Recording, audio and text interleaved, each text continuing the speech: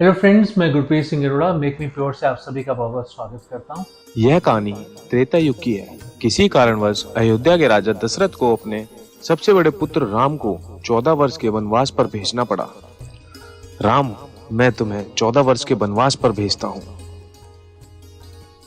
जैसी आपकी आज्ञा पिताजी, मैं शीघ्र ही वनवास के लिए चला जाऊंगा।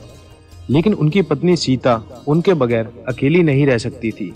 इसलिए उन्होंने राजा दशरथ से कहा, पिताजी, जब मेरे पति ही नहीं होंगे तो मैं इस महल में रहकर क्या करूंगी। कृपया मुझे भी उनके साथ वनवास जाने की अनुमति दीजिए। और फिर लक्ष्मण ने भी कहा, पिताजी, मुझे भी भैया राम के साथ जाने की अनुमति दीजिए, क्योंकि राम के बिना लक्ष्मण भी नहीं है। सीता और लक्ष्मण की विनती सुनकर राजा दशरथ ने कहा, समय मुझे तो मेरे राम से दूर कर रहा है, किंतु मैं तुम्हें तुम्हारे प्रिय राम से दूर नहीं कर सकूंगा। इसलिए मैं तुम्हें राम के साथ जाने की अनुमति देता हूँ। कुछ दिनों पश्चात राजा दशरथ ने अनुमति पाकर राम, सीता और लक्ष्मण के साथ वनवास के लिए चले गए। वह तीनों वन में कुटिया बनाकर रहने लगे।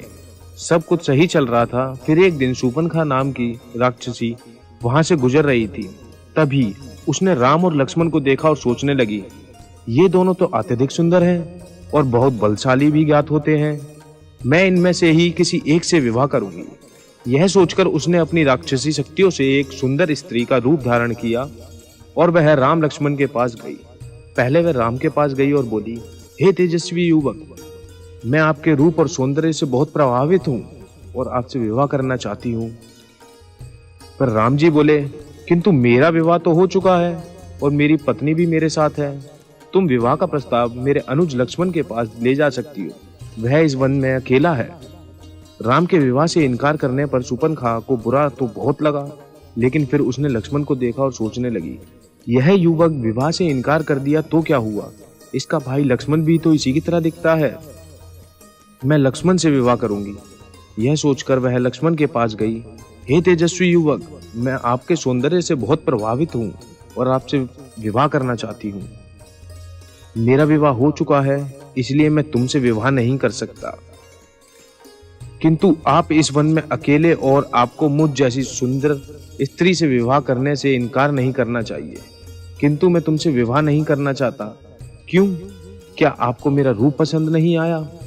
ऐसा रूप देखकर तो देवराज इंद्र का भी मन पिघल जाए, तो आपका मन कैसे नहीं पिघलेगा।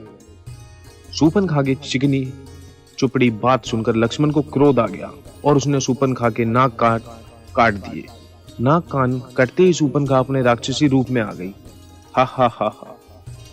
राम लक्ष्मण ने उसका यह राक्षसी रूप देखा तो वह हैरान रह गए। भैया, यह तो एक राक्षसी है, मैं भी इसका वध कर देता हूँ। नहीं लक्ष्मण, इसे जाने दो। शूर्पणखा रोती हुई वहां से चली गई और सीधे अपने भाई लंका के राजा रावण के पास पहुंची। उस समय रावण अपने मंत्री गण के साथ राज दरबार में बैठा था। भैया रावण, देखिए आपकी बहन शूर्पणखा के साथ क्या हुआ। शूर्पणखा, तुम्हारा यह हाल किसने किया?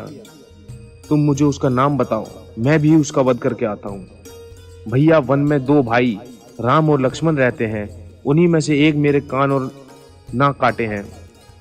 तुम यहीं रुको, मैं अभी उसका सिर धड़ से अलग करके लाता हूँ।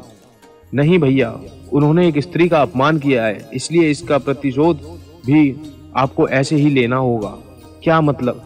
मतलब ये कि उन दोनों भाइयों के साथ एक अत्यंत सुंदर स्त्री भी है, आप उसका हरण कर लीजिए। सीता का हरण होने से राम वैसे ही मर जाएगा। रावण ने शूर्पणखा की बात मान ली। वह एक मायावी राक्षस मारीच के पास गया और बोला, मारीची, मुझे तुम्हारी आवश्यकता है, आज्ञा कीजिए। लंकेश, मैं राम की पत्नी सीता का हरण करना चाहता हूँ, इसमें मुझे तुम्हारी सहायता चाहिए। किंतु मैंने सुना है राम बहुत वीर है। अगर उन्हें ज्ञात हुआ कि मैंने उनकी पत्नी को हरने में आपकी सहायता की है तो वह मेरा वध कर देंगे, और अगर तुमने मेरी सहायता करने से मना किया तो मैं अभी यहीं तुम्हारा वध कर दूंगा। मारीची समझ गया कि उसके पास अब कोई मार्ग शेष नहीं बचा है और उसे रावण की सहायता करनी ही पड़ेगी। इसलिए वे दोनों वन पहुंचे।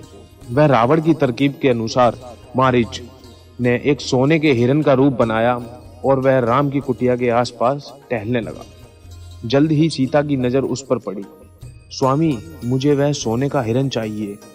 ठीक है, मैं अभी उसे तुम्हारे लिए लेकर आता हूँ। यह कहकर राम अपने धनुष बाण के साथ उस हिरन की तरफ चल दिए। भागते भागते बहुत देर हो गई, लेकिन वह हिरन राम के हाथ नहीं आ रहा था। आखिरकार राम ने धनुष परवान चढ़ाया और हिरन की तरफ छोड़ दिया। बाण हिरन को जा लगा। बाण लगते ही मारीच अपने असली रूप में आ गया और आवाज बदलकर राम की आवाज में कराहता हुआ चीखने लगा, सीते, लक्ष्मण, लक्ष्मण, लगता है तुम्हारा भैया किसी संकट में है, तुम जल्दी आओ। लक्ष्मण जानते थे कि यह राक्षसों की चाल है, लेकिन वह सीता को मना नहीं कर सकते थे।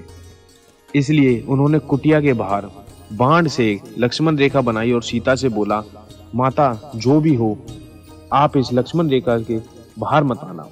और वह आवाज की दिशा की तरफ चल दिए। लक्ष्मण के जाते ही रावण वहां आया और तपस्वी का रूप धारण कर सीता की कुटिया पर पहुंचा। भिक्षा विदेहि, भिक्षा विदेहि। ये लीजिए ऋषिवर, भिक्षा स्वीकार कीजिए।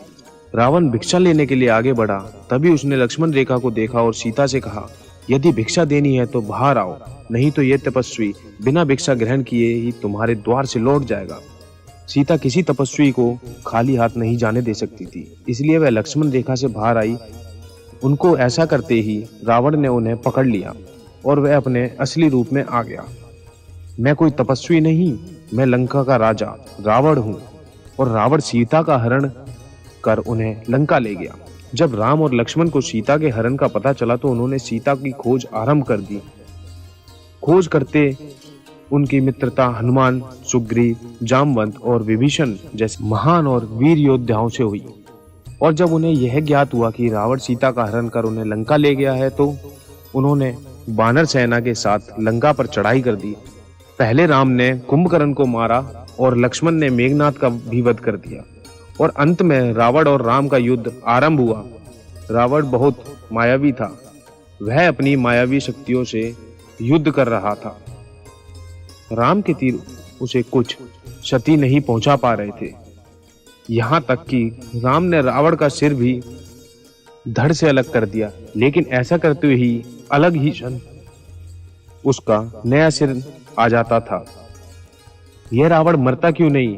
तब विभीषण वहां आए और राम से कहा, प्रभु आप रावण की नाभि पर वार कीजिए, तब ही रावण का वध होगा।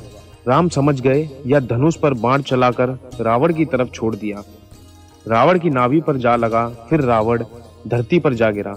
इस तरह राम ने रावण का वध किया, फिर सीता को लंका से छुड़ाया। बोले भगवान श्री राम की जय।